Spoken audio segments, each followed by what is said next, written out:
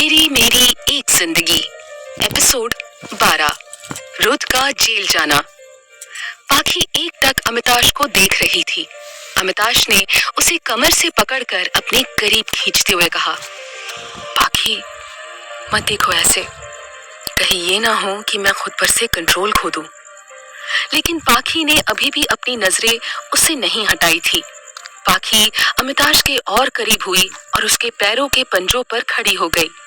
फिर पाखी अपने पैर के अंगूठे के बल खड़ी हुई और उसने अमिताश की होठों पर अपने होठ रख दिए।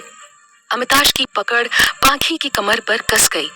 वो पाखी के इस मूव से हैरान था। हमेशा अमिताश ही पाखी के करीब होता था। उसने ही हमेशा फर्स्ट स्टेप लिया था, लेकिन ये पहली बार था जब पाखी फर्स्ट स्टेप ले रही थी। अमिताश ने थोड़ा उसे अलग करके कहा, क्या कर रही हो पाखी, मत करो, मैं तुम्हें वार्न कर रहा हूँ।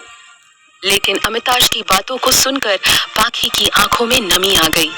ऑलमोस्ट 1 महीना होने को आया था उनकी शादी को। ये दिन कैसे बीते दोनों को ही नहीं पता चला, लेकिन इन दिनों पाखी आदत के पास ज्यादा रहती थी। अमिताश ने जब उसे ऐसे देखा तो बेचैनी से बोला, पाखी, हे क्या हुआ? मैं बस मजाक कर रहा था, मैं सच में कुछ भी नहीं करने वाला हूँ। मैंने तुमसे कहा था ना कि मुझे इसके आगे। वो कुछ नहीं बोला क्योंकि एक बार फिर से पाखी ने अपने होठों को उसके होठों पर रख दिया था, लेकिन इस बार ये अमिताश के कंट्रोल से बाहर था। उसने पाखी को कमर से पकड़कर करीब किया और दीवार से लगा दिया। अमिताश पाखी को पैशनेटली किस करने लगा। उसने पाखी के लिप्स को बाइट किया तो पाखी सिहर उठी। दोनों की आंखें बंद थी और दोनों बस एक दूसरे को महसूस कर रहे थे। उन दोनों की धड़कनें तेजी से चल रही थी। सांसों ने भी अपनी रफ्तार बढ़ा ली। जब कुछ देर बाद अमिताश को लगा कि पाखी की सांसें उखड़ रही है तो उसने उसे रिलीज कर दिया। अमिताश ने पाखी के माथे से अपना माथा लगाया और उसकी आंखों में देखने लगा। अभी भी दोनों की सांसें काफी तेज थी और दोनों अपनी सांसों को नॉर्मल करने की कोशिश कर रहे थे। आज अमिताश को पाखी की आंखों में एक अलग ही बात दिख रही थी। अमिताश ने जैसे तैसे खुद को नॉर्मल किया और पाखी को गोद में उठाकर बेड पर लिटा दिया और उसके माथे पर किस करते हुए उसकी आंखों में देखकर बोला, गुड नाइट बेबी। पाखी बस अमिताश की आंखों में देख रही थी, जहां उसके लिए सिर्फ प्यार था। अमिताश उससे दूर हुआ और पीछे मुड़कर जाने लगा तो पाखी ने उसका हाथ पकड़कर रोक लिया। अमिताश ने मुड़कर पाखी को देखा और उसके पास बैठ गया। पाखी ने अपना सिर उसकी गोद में रख लिया और उसे देख बोली, थैंक यू मिस्टर हस्बैंड, मुझे इतना प्यार देने के लिए। अमिताश ने झुककर उसके माथे को चूम लिया। फिर पाखी उसकी गोद से उठकर बैठ गई और थोड़ा साइड खिसक गई। अमिताश ने मुस्कुराकर उसे देखा और उसके पास लेट गया। पाखी ने उसके खुले सीने पर अपना सिर रख दिया तो अमिताश ने भी उसे कमर से पकड़कर अपने करीब कर लिया और बोला, सो जाओ, कल हम साइट देखने जाएंगे जहां हम एकेडमी स्टार्ट कर सके। ये सुनकर पाखी खुश हो गई और उसे पकड़कर सो गई। थोड़ी ही देर में अमिताश भी सो गया। ये पल उन दोनों के लिए ही सुकून भरे थे। इधर रुद्र ने ऋषिका को ढूंढने में जी जान लगा दी, लेकिन नहीं ढूंढ पाया क्योंकि अमिताश के कहने पर राघव ने ऋषि और ऋषिका की पहचान को हाइड कर दिया था। अब तक रुद्र को कोई ऐसा क्लू नहीं मिला था जिससे वो ऋषिका तक पहुंच पाए और इसीलिए वो बौखलाया हुआ था। रुद्र का आदमी रूम के अंदर आया और बोला, बॉस। रुद्र ने गुस्से में कहा, जो कहना है जल्दी पको और निकलो यहाँ से। वो आदमी डर गया और बोला, बॉस, हमारा ड्रग का कंटेनर गायब हो गया है। ये सुनकर तो रुद्र पागल हो गया और गुस्से से बोला, ऐसे कैसे गायब हो गया? वो कोई छोटी सी चीज नहीं जो गुम हो जाए, पूरा का पूरा कंटेनर है। वो आदमी डरते हुए बोला, यही तो बॉस, वो कंटेनर चेन्नई के लिए निकलने वाला था लेकिन अचानक ही गायब हो गया। रुद्र गुस्से में चिल्लाया, पता लगाओ इस बारे में और बिना पता किए मुझे अपनी शक्ल मत दिखाना। वो आदमी जल्दी से वहां से भाग गया क्योंकि उसे भी पता था कि उसका बॉस राक्षस है, वो सिर्फ अपना फायदा ही देखता है। रुद्र ने गुस्से से अपना हाथ दीवार पर दे मारा और उसने अपने खास आदमी रंगा को बुलाकर कहा, मेरे लिए अभी के अभी एक लड़की का इंतजाम करो, वरना ये स्ट्रेस मेरी जान ले लेगा। रंगा यस बॉस बोलकर वहां से चला गया। राठौड़ मैंशन, आदित्य का रूम। विदित रूम में आया तो देखा आदित्य सो रहा था। उसने पाखी को अमिताश के पास जाते देखा था, इसीलिए वो आदित्य के पास आ गया था, पर उसे नहीं पता था वहां ऋषिका पहले से ही मौजूद थी। उसने रूम का डोर लॉक किया और अपनी शर्ट उतार दी और अपने कपड़े लेने कबर्ड की ओर चला गया, पर तभी वॉशरूम का दरवाजा खुला। दरवाजे की आवाज पर विदित ने पीछे मुड़कर देखा तो सामने ऋषिका थी। वो इससे पहले कि चिल्लाती, विदित ने जल्दी से उसके मुंह पर हाथ रखकर उसे दीवार से लगा दिया। ऋषिका विदित को बड़ी बड़ी आंखें करके देख रही थी। विदित भी ऋषिका की झपकती पलकों को देख रहा था। फिर विदित बोला, मैं हूं, अभी चिल्लाती तो आदित्य जग जाता। फिर विदित आगे बोला, हाथ हटा रहा हूं, चिल्लाना मत। ऋषिका ने किसी बच्चे की तरह गर्दन हाँ में हिला दी तो विदित ने अपना हाथ उसके मुंह से हटा दिया। विदित ने पूछा, तुम यहाँ क्या कर रही हो? ऋषिका की तो आवाज भी नहीं निकली। विदित उसके बेहद पास था, वो भी शर्टलेस। उसकी धड़कनें किसी बुलेट ट्रेन की तेजी से दौड़ रही थी। जब ऋषिका कुछ नहीं बोली तो विदित फिर बोला, रीत कहाँ खोए हो? कुछ पूछ रहा हूँ, क्या कर रही हो यहाँ? रीत ने बड़ी मुश्किल से हकलाते हुए कहा, वेद तुम पहले शर्ट क्यों नहीं पहन लेते? विदित तो हैरानी से समझने की कोशिश कर रहा था कि ऋषिका ने क्या कहा। जब उसे समझ आया तो वो जल्दी से रीत से दूर हुआ और उसकी तरफ पीठ करके खड़ा हो गया। उसने जल्दी से अपनी शर्ट पहनी और हड़बड़ाता हुआ बोला, सॉरी, ये कुछ भी इंटेंशनली नहीं था। मैंने तो पाखी को अमित के रूम में जाते देखा तो मुझे लगा आदित्य अकेला है, इसीलिए मैं यहाँ सोने आ गया। ऋषिका अभी भी चुपचाप विदित के एक्सप्लेनेशन सुन रही थी। वो खुद भी अपने दिल की बढ़ी हुई धड़कनों को कंट्रोल करने की कोशिश कर रही थी। विदित आगे बोला, सीरियसली यार, मुझे नहीं पता था तू यहाँ है। ऋषिका ने हिम्मत करके कहा, इट्स ओके वेद, कोई बात नहीं, मुझे पता है तुम्हें नहीं पता था कि मैं यहाँ हूँ। विदित ने उसे देखकर कहा, तुम अभी तक सोई क्यों नहीं? ऋषिका बोली, मुझे नींद नहीं आ रही थी। विदित ने उसके चेहरे को अपने हाथों में लेकर उसकी आंखों में देखकर कहा, तू अभी तक वही सब सोच रही है ना? ऋषिका ने अपनी नजरें उठाकर विदित को देखा और नम आंखों से बोली, मैं भूलना चाहती हूँ वो सब, लेकिन आंखें बंद करती वो सब दिखता है, मैं क्या करूं? विदित ने ऋषिका को बेड पर आदित्य के पास लिटाया और खुद उसके सिरहाने बैठ गया और उसके सिर को सहलाने लगा। विदित ने उसे अपनी आंखें बंद करने को कहा, पर ऋषिका तो उसे ही देख रही थी। ये उसकी जिंदगी का वो शख्स था जो उसके परिवार के साथ उसके हर अच्छे बुरे वक्त में खड़ा था। विदित ने जब देखा कि ऋषिका ने अब तक अपनी आंखें बंद नहीं की तो उसने अपना हाथ उसकी आंखों पर रखकर उसकी आंखें बंद कर दी।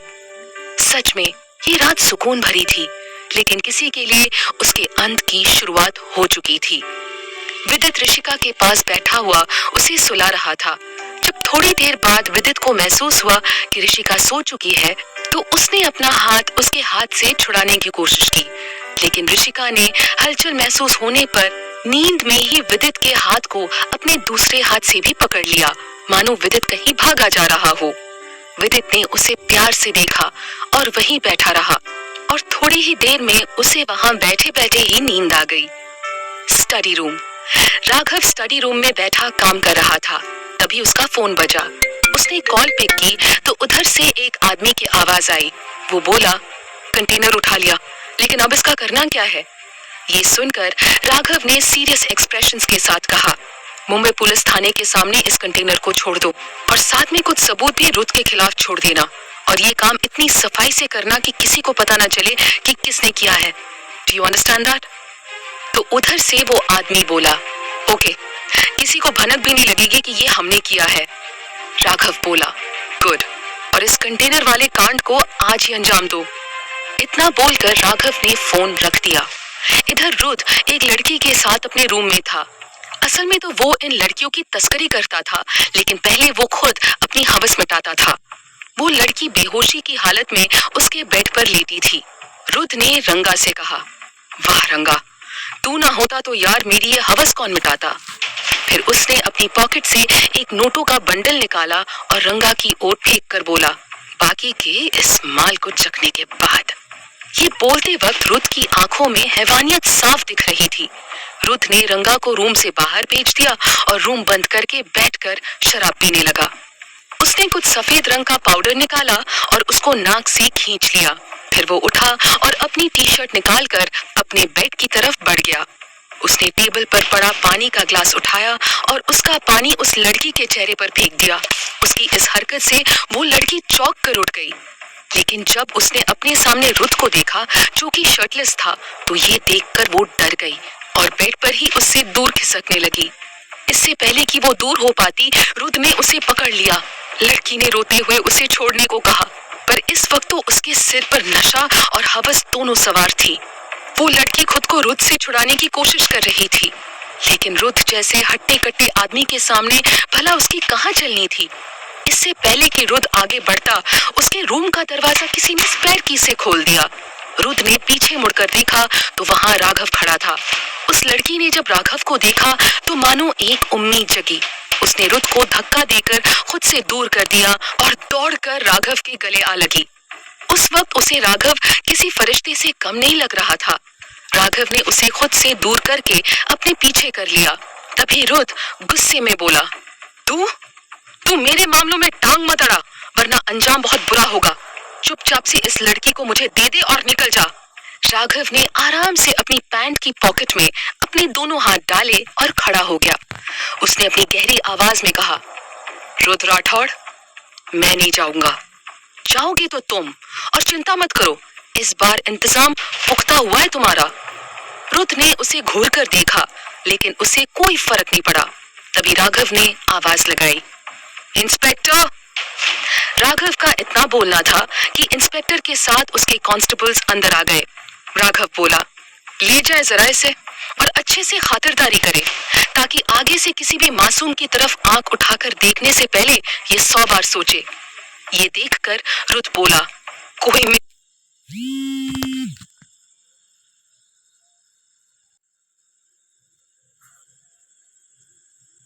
मुझे जेल में, ताकि आगे से किसी भी मासूम की तरफ आंख उठाकर देखने से पहले ये 100 बार सोचे। ये देखकर रुत बोला, कोई मेरा कुछ नहीं बिगाड़ सकता, समझा तू?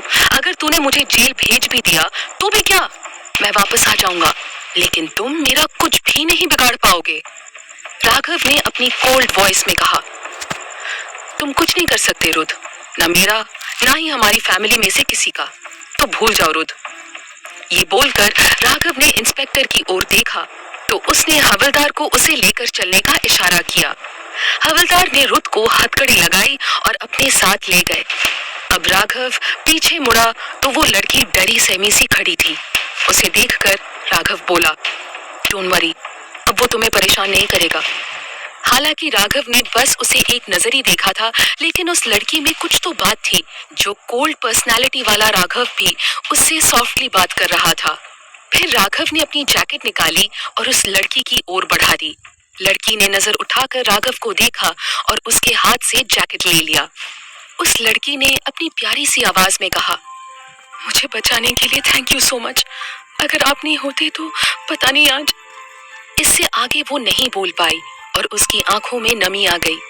राघव ने सॉफ्टली कहा, डोंट वरी, वो अब तुम्हें परेशान नहीं करेगा। राघव ने फिर उसे देखा और कहा, चलो तुम्हें घर छोड़ देता हूँ, काफी रात हो गई है, ऐसे में अकेले जाना सेफ नहीं है। एक बार फिर उस लड़की ने राघव की ओर देखा। उसे अच्छा लगा कि राघव उसकी परवाह कर रहा था, लेकिन उसने उसे मना करते हुए कहा, जी नहीं शुक्रिया, मैं चली जाऊंगी।